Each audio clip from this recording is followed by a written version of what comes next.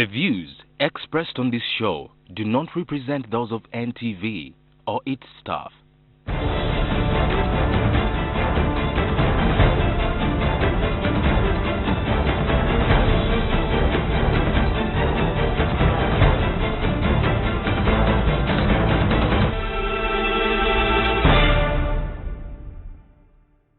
Good evening, good viewers, those who are in the country and those in the diaspora. We are glad you are watching your favorite program, NTV People's Parliament. As I always tell you, it is the only platform in this country that gives Ugandans, irrespective of age, an opportunity to speak about issues that affect your everyday life. And I am your speaker, the People's Speaker, Agnes Nandutu. Tonight, we are discussing yet a very, very important topic that affects the health of our children in schools. It has negative impacts on our girl child. The girl children have dropped out of school, and that is menstrual hygiene. How can we manage this in schools, wherever you are? In whichever school you are, whether in Bududa, in Ntungamo, in Mbarara, in Gulu or Moyo, how are you managing this in your school?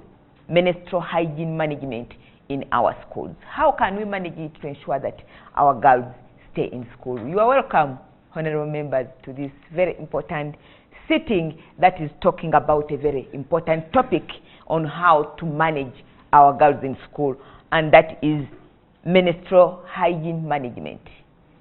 Before I set the ball rolling, can I have an official from the Ministry of Education to tell us how this is being managed in schools? More so in government schools. You are there, please. Come and take over the platform.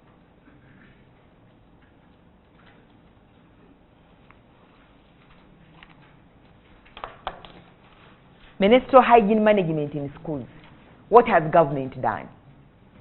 My name is Amanyire Daniel. I work with the Ministry of Education and Sports, and I sit under the Gender Unit. Okay. Thank you, Madam Speaker. The Ministry of Education and Sports has been implementing a number of policies and guidelines in line with menstrual hygiene management. And in particular, we have two. The Gender in Education Policy 2009, that is under review, Madam Speaker, and the National Strategy for Girls' Education that was developed to critically look at concerns of the girl. As we go ahead, as a sector, we've registered a number of progress and achievements, especially in providing education in the line of access for the boy and the girl. Putting that aside, Madam Speaker, I want to inform the House that in 2014, as a sector, we registered parity. And when the Millennium Development Goals were ending, one of the issues was access to education for the girls and the boys. And in 2014, we registered parity, meaning we had equal boys and girls enrolling in school, which was a very great achievement. But even with that achievement, we've still had challenges, especially in retention, keeping these girls and boys in school. And the issues have been very many. Why do these people drop out? Why does a learner drop out even after enrolling? Most especially girls. Most especially the girls, Madam Speaker. And in this angle, we through research and different studies, one of the issues that has been critical for the dropping out of girls has been menstrual hygiene management, failure to manage menstruation as young girls, especially when they are attaining puberty.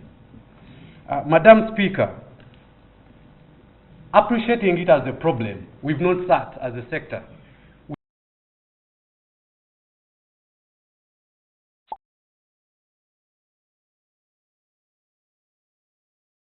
Studies by UNICEF have estimated that 1 out of every 10 girls in schools, especially those attaining puberty, drop out because of failure to manage menstruation. And the studies... In some districts, it can even be 5. Madam Speaker, that is true. The same studies indicate that 23% of adolescent girls still drop out of school due to related issues to do with menstrual hygiene management. And these are attached to failure to access water, safe water, and failure to have knowledge to manage menstruation. Okay, because of time, as you put your situation forward, Madam Speaker. the president announced during elections that he was going to provide free pads, sanitary pads in all schools, isn't it? As the Minister of Education, is that budget is already there? Madam Speaker, the presidential pledge is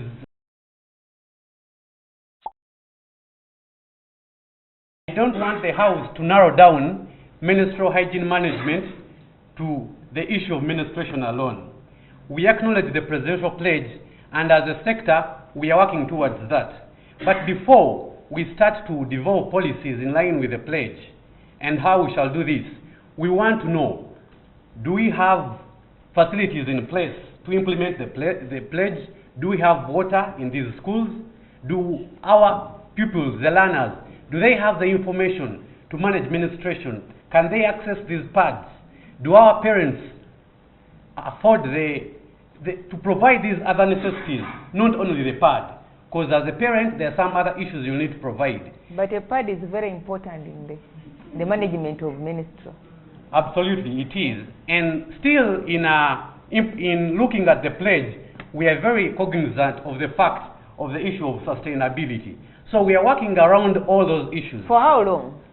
Madam Speaker, we had a meeting with the new minister, the Honorable Minister, Janet Kataha Museveni, and the status is now that we've developed framework and guidelines that will help us get the target group that we want to address to and find a way forward. But the presidential pledge will be addressed. Okay, thanks. I will give you another opportunity. Can I have a teacher or a head teacher? Assalamu alaikum, Hajat. Go ahead. Thank you, Madam Speaker. The issue of menstrual management has been a very big problem since I joined teaching. In fact, I thank KCCA, the WASH, the EE. The enrollment has gone up right now, especially on the girl child. You can't clap for that. Absenteeism was so high, it could really pay in every month. Okay, we could try to help some girls since we are near. A girl says a dress, you carry a child home. But due to the enrollment, we could do sometimes, in most cases, we send them home. So when you send them home, some may come back, some may not. So we really thank the EE, the KCCA. When now a problem comes, there is a washing place, bathing, and the child comes back smartly to the class. Another thing is educating every child, whether boy, plus the whole staff and the management. Everybody must get concerned. It really affects even education. If a child goes into that period, it affects psychologically. You are tortured. Some of the even staff members could say, you go. Take away your girl as a senior woman teacher, which is really now going away when we look at the current situation. Everybody is getting concerned. The boys can now talk. The boys can come in to help the girls, and every teacher, including the head teachers, even the males, they have sanitary towels. We find sanitary towels even in the office of the head teacher and everywhere, so that a child can go to any person, which used not to be there. Okay. Thank you very much. Thank you. Let's hear from our children first, and we see how to help them. Madam Speaker, forgive me this opportunity. My name is Kushaba Berita. For I'm saying that menstruation is part of life, but it's a sudden happening. may come when you don't know, and you're seated near a boy, and by the time you stand up, the boy laughs at you. For me, I think now there should be guarding and counseling. A boy or a girl should know. So if they laugh at you and you go back home, you feel not to come back the next day. For me, I was saying that also men should stop laughing at female. Okay. And that's when I bring in a father over there. Thank you, Madam Speaker, the honorable members here present. Menstrual management in our society comes for the first time as a shock to the girl. The girl ends up getting paralyzed in the mind, damp in the mouth, cold in the stomach, just confused. There has been this problem that the parents culturally looked at it as a taboo to talk about menstrual management. This has laid a very terrible foundation in managing menstruation in our schools. The challenges come in so many ways. The girls have dropped out of school, as they have said. One testimony of a girl, the girl said, just a mere knicker made me to drop out of school. The girl didn't have enough knickers to manage the menstruation. The only option was the boda men to provide. And when they provided, they wanted the reward. This challenge was so big that when we compare the data of the dropout of the boy child and the girl child, 10 years ago in the Kamuli district, the girl children were dropping out of school more than the boys. Of late, the completion rate at P7 has improved, and the issue lies on sensitizing girls on menstrual management. A research was carried out in the Kamuli district through plan by Oxford University. The revelations got in regard to menstrual management left a lot to be desired. The girls lost a minimum of 4 days in a month. If you counted the 3 months they stay in school, 4 times 3, those are what? 12 days. Amidst the others who get pains, amidst the shame that they get when they have gone through this encounter, the loss was so great. And when you miss a particular lesson, the several other lessons that come thereafter, catching up becomes what? So bad. Menstrual management, realize people look at it culturally as a bad thing. But when a girl misses menstruation, or when a girl takes long to go into menstruation, the mother gets worried. When the girl is within the menstrual cycles, when she misses one time, there is another worry. So menstruation is part of a human being, but menstruation has failed to be managed by us. I want to say, we have thought that Uganda is a welfare state. Uganda is not a welfare state, and Uganda will never be a welfare state. I want to charge the parents to take charge of this. Let them be at the forefront of ensuring that they should manage the menstruation of their own daughters. But when we put it onto government, when we put it onto donors, we cannot have a timetable for charity. I therefore want to urge members today that let it be everybody's responsibility. I think you have heard from the people. Let's go for a short break, and TV People's Parliament comes back shortly. Yes, welcome back. This is NTV People's Parliament, chaired by none other than your speaker, Agnes Nanduto. Matters, we are talking matters, menstrual management in schools. Are we doing better? Are we managing it? Or we are failing? Are our girls still dropping out of school because of menstrual period? Thank you very much, Madam Speaker. My name is Caesar Chimbugwe. I work with Water Aid. I want to bring one issue which we need to discuss here as this August House about the disposal. Because menstrual hygiene management goes beyond the provision of pads. And for me, I even wonder how our schools cannot have incinerators, for example, and even the simple technology of these incinerators. I understand from my consultations with the authorities that about 40% of the schools in Kampala have incinerators. And my question is, why can't we have them? where are the simple technologies of these incinerators? Because at the end of the day, when we dispose them in the latrines, even emptying these latrines becomes a problem. So let's not talk about providing the pads to the girls, but even the management of the waste that comes out from the menstrual hygiene management. That's Thank my you. point. Thank you. Now the platform, Honorable Member. Thank you so much for this opportunity, Madam Speaker. My name is Saul Jacqueline Rama. I'm the Member of Parliament for Nebi District. And when I see the students here, I just wish one day, one time, you could come to Nebi and listen to the people from the very rural places. You are talking about the presidential pledge. Yes, as a Member of Parliament, of course, our major roles are the oversight, the appropriation of funds, and the legislature. In fact, making the laws. Talking about provision of sanitary pads to all the girls in schools.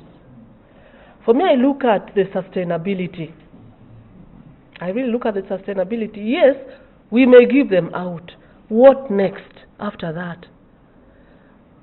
For me, I would look at it, since we are representing the people, we come from the people and we know what happens down there, that we would involve, first of all, the senior women teachers and the senior male teachers to continuously help in sensitizing the students as a whole. We were talking about the boys and girls, but these are all people who should really know what is going on around them. And then maybe in addition, because we cannot rule out what the president has pledged, in addition to whatever is there, we think practically the people should be taught how to make them locally, the ones that are reusable, you know, so that the children also know how to make them by themselves. And it should be continuous, because these girls also keep growing and others keep coming. It shouldn't be held or done like an event. It should be a practice, you know, in our schools, and a practice like for us who are at this level. Whenever we get the chance, like I've got it right now, for me, I would advocate that the reusable pads be introduced, the people be trained and retrained, and it goes on and on and on. Thank you so much, Madam Speaker. Serumaga Munji Stephen, Bimugwana is the name. I come from KCCA. Menstruation is not a woman's issue, but a universal issue. So men should also know that it is also their responsibility to handle menstruation hygiene management. For your daughters? Yes, because with me, I'm speaking with experience. I'm a father of 4 daughters, so I know what I'm talking about. So when you are not involved as a parent, no one is going to do it for you. This is their period of growth and development. And you know, when you're talking about growth and development, a lot of issues are surrounding it. We can't say that we're going to manage menstruation. We can't manage menstruation alone. As we are managing menstruation, there are other issues surrounding menstruation. So when you're talking about menstruation, bring about other issues to do with adolescent, sexual and reproductive health, because this is the period. When you're talking about menstruation, talk about pregnancy too. Talk about HIV/AIDS and other issues rotating or surrounding menstruation. And when you're talking about menstrual hygiene management, we should not look at schools alone, because not every time our children are at school. So what happens when they go back home? So what have you done as a parent when it comes to this? Have you ever got an opportunity of talking to your children about what is involved in growth and development? So if we do this, I think we will see a change. Thank you, Honorable Speaker, for giving me this opportunity. Some parents, they tend to focus on what they learned when they are in the behind days of the cultural tradition. An example of a certain culture, their family tend to tell their daughters that when they are menstruating, they have to sit on ash, sand. Some cultures also use banana leaves, banana fibers. What will it help us? It will just bring more infections to our sisters in the country. So also the community leaders should come up to educate these parents about this issue. Thank you, Honorable Member. I think parents you have had, you should not bring your background, how you used to manage your menstrual period, into this modern. Have the platform, please. Madam Speaker, I would like to draw to your attention that there are some factors that affect the practice of menstrual hygiene among members of our society. These include, among others, culture and tradition, religion, the level of education, economic status of families, and people's prejudices. Some cultures, for example, have it that a girl under menstruation sits in sand or ash until the period is over. Madam Speaker, and it is also known that some people believe that the modern sanitary pads have chemicals which stop women from producing, while others say it is not good to dispose of used sanitary pads by throwing them into pit latrines. It should also be noted that the people who are not educated are not willing to take up new ideas. Madam Speaker, I wish therefore to suggest that a lot of sensitization should be done among members of our society for effective menstrual health and hygiene management. I submit, Madam Speaker. Thank you. Thank you. Thank you, very honorable member. Very brilliant ideas. Thank you very much, Madam Speaker. Unless we come down and bring these parents on board, especially the parents in the rural areas, who, since they were brought up, only know that when the girl begins that stage of menstruation, it implies that the girl is now mature to get married. Unless we go down to break that I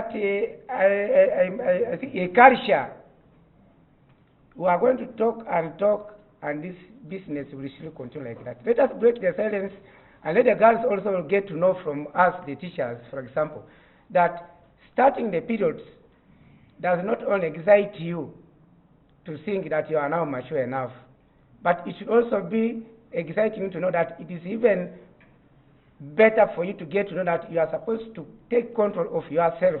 Okay. Thank you very much. 1 minute, please, honorable member. Thank you very much, Madam Speaker, and all the members for the contributions. I'm Said Nsamba from the Ministry of Education and Sports. I would like to appreciate all that feedback, and in a special way, I would like to thank the men that have been supportive of all the initiatives that we have done as a ministry to address the challenge of menstrual hygiene management in schools.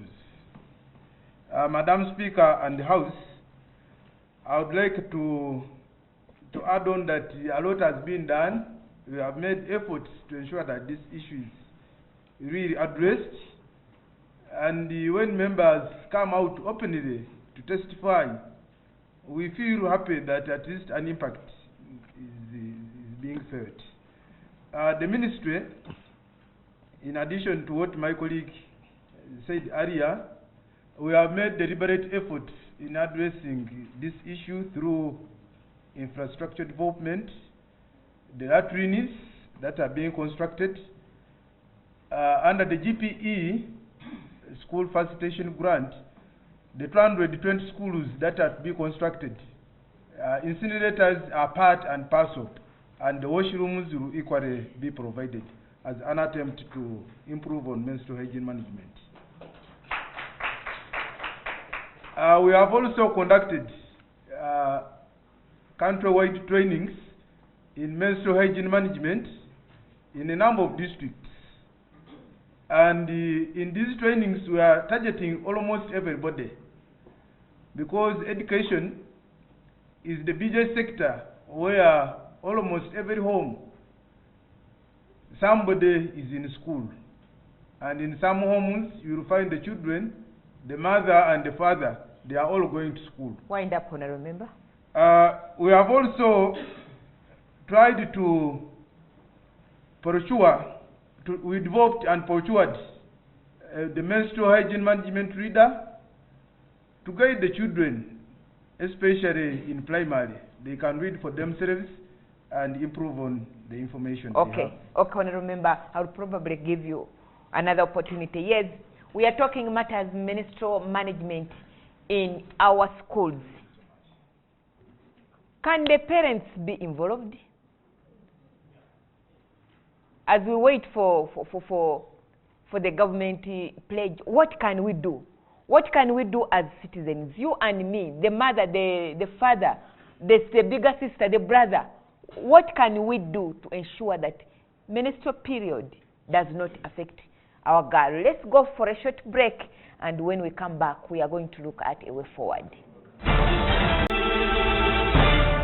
Yes, welcome back. You are still watching your favorite program, that is NTV, People's Parliament, of course, the only platform that gives one inch an opportunity to speak about their everyday life. Of course, this is a day for our children and our parents to speak about menstrual hygiene management in schools. And as a country, as leaders, as the population, what can we do to ensure that this circle is managed well and our girls still keep in school, our girls do not drop out of school, our boys do not laugh at the girls while they have soiled their clothes?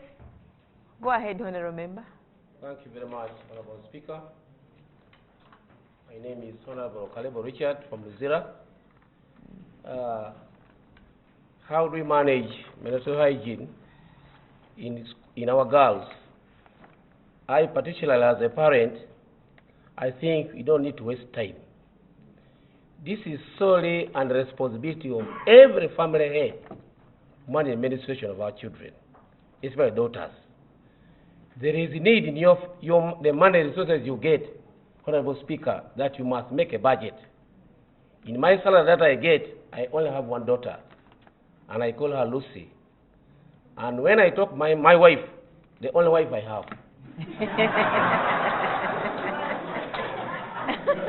My first question is, have you catered for Lucy? Have you catered for Lucy? That's my first question. When my son comes, I said, has Lucy got what she requires? Then parents, there's one thing we're forgetting. Even boys do what's called wet dreams. Have we catered for our boys? These boys walk without underpants. And indeed, when the wet dreams occur, boys, am I right? You find that there is a mark left in their shorts. And that makes them fear to walk openly in public. Thank you very much. Thank you. Thank you, Honorable Member. Go ahead, ma'am. Honorable Members of Parliament, Madam Speaker, allow me to appreciate the discussion in the House and to really say that this is a very important topic. When we talk about menstrual hygiene, it's something that really impacts our community because we know that it touches the girl child, and we know that a country that has women that are empowered is a nation that can really grow. And so, to me, I really feel that it's very, very paramount for us to break the silence around menstrual hygiene and for everybody in the House to really take a commitment to speak about menstruation as a normal thing. Thank you. Thank you, Honorable Member. Thank you. Please. Thank you. Thank you, Madam Speaker. By name and sound, I'm Honorable Magumba Henry from Ruzira constituency.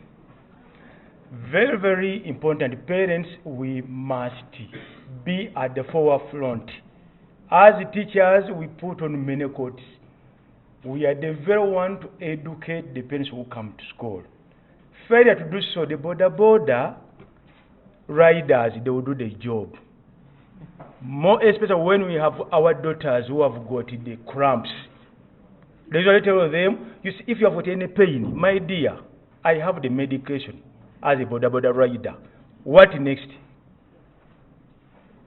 Sexual intercourse, pregnancy, and the girl will drop out of school. So it's very, very paramount for all of us to stand as parents and carry the grinding stone, and we see our daughters also one day, one time, to be like the Honorable Speaker. Thank you very much. Thank you, Honorable Member. Please, go ahead. Thank you very much, Right Honorable Speaker, Madam, and Honorable Members. I'm Speranza Baguma Muhenda Avoli from Kyenjojo District. I want to talk about the stakeholders, categorizing them and even their roles in the management of menstrual hygiene. And number one, I want to talk about the child herself with the parents. We have to ensure that the sanitary towels are available for the girl to use whenever there is need. And here I also want to encourage the use of reusable sanitary towels, which can be locally made, which are affordable, and on average, a child would be required to spend 15,000 for 3 years on reusable towels, as opposed to around 180,000 per year for these disposable towels. And also to emphasize the issue of environment management. These reusable towels are very, very environment friendly because they will not need even incinerators since they are not disposable. Then number two, I want to talk about management. The management of schools to ensure that there is steady supply of water in these schools for the girls to use the washrooms properly, and even soap. This will also help the girls to manage their menstrual cycle very well. Then lastly, I want to talk about government, which is required here to make the right policies to ensure that we have the infrastructure in place for the management of menstrual process. To begin with, we should have the washrooms in schools, and not just washrooms but operational washrooms and enough washrooms given the enrollment in our schools. And here it is mainly the government schools that are over populated, which suffer the issue of inadequate washrooms. We need enough washrooms, we need enough toilets, such that the girls have their own side where they can go freely without being ashamed of interference from the boys and even possibly the staff. I thank you very much, Madam Speaker. Thank you. Our way forward, how can we solve this? The school should be with incinerators for proper disposal of the sanitary pads after use. And secondly, the girls and boys at school should be sensitized about menstrual hygiene and health management. Thirdly, the school should also include menstrual hygiene and health management in one of its budgets. At home, parents should also sensitize their girl child about menstrual hygiene and health management for the better. Then the parents who are not sensitized should be also sensitized by other leaders in the community so that they may control the dropout of children from school because of menstruation. Thank you. Thank you, Honorable Member. Please, you have the platform. I thank you for the opportunity. I categorize this in two phases. One is mental, two is physical. But I want to dwell much on mental. This is, and from this perspective, I will call and advise the parents basically, because they take the cardinal role in this as far as mental is concerned. Because you conceive, birth, and you take care of this child. So, which means you need to understand the dates when you have birthed your kid, and try to calculate, because menstrual periods, actually you can calculate and understand that this is the interval where my child is to start menstrual periods, and you start advising right away. But it is so hurting, whereby some parents, basically mothers, they don't know their birth dates of their child. Two, I go to the real kids, the real child, the real girl herself, that at times they face this challenge and keep quiet. They need at times to disclose to friends, to disclose to parents, to teachers. Want to give information? Yes, Honorable Member. Honorable Member wants to give you information. I would also like to add on to what you're trying to say about mothers having to know about the birthdays of their children. I thought the parents too, the father and the mother, I thought they should both be knowing the birthdays of their children. Yes. So when we talk, let's be a little bit gender sensitive. Thank you. Thank you so much. It's not only the mothers who should know the birthdays of the children, but also fathers should take note, okay? Thank you. Wind up, please. Thank you very much. But then, as far as menstrual periods, because at times these girls fear, because we shouldn't actually jump that, they fear to disclose this to their fathers, basically. And what she tells you, as far as the affairs of the girl, in relation to the parents, you'll find that it is easy for a girl to associate with the mother. Okay. So but it is time that we break the silence, right? Yes. Thank you. Thank you. You have the platform, Honorable Member. Thank you. I've come here with the solution of cultural beliefs. As we girls, you know you have started your menstruation period and you're educated. Go and tell your mother telling it to sit on ash that it is not good. Yes. Yeah? No one is going to come and build a school for elderly people. For you are educated, your mother is paying school fees.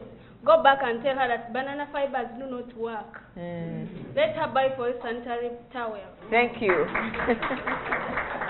Yes, Honorable Member, go ahead. It is not only parents that should provide sanitary pads. Parents can provide sanitary pads, but we have been talking about incinerators. How can our budget from Minister of Education and Sport be increased so that we can provide all incinerators to all primary schools in this country, the 18,000 primary schools we have in this country? We need to look at that. And also we need to look at, we are supposed to provide washrooms to all primary schools in this country.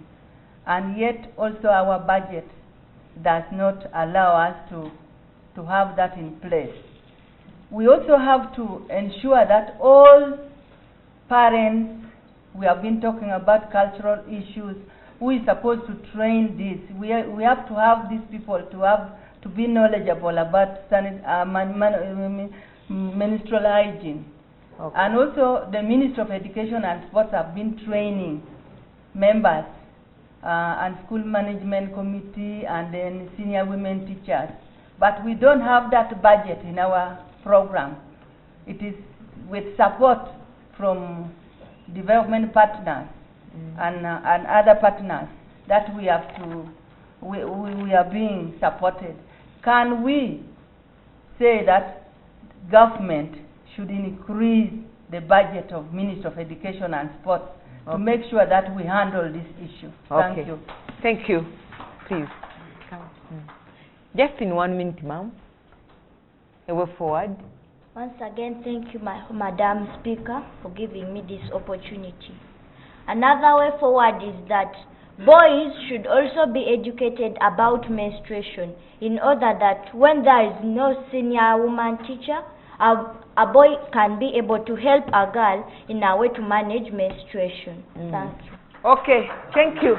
Thank you so much that boys should be involved. When you see your sister getting to that time, please help. And when you see your classmate having done, soiled the clothes, don't laugh at them.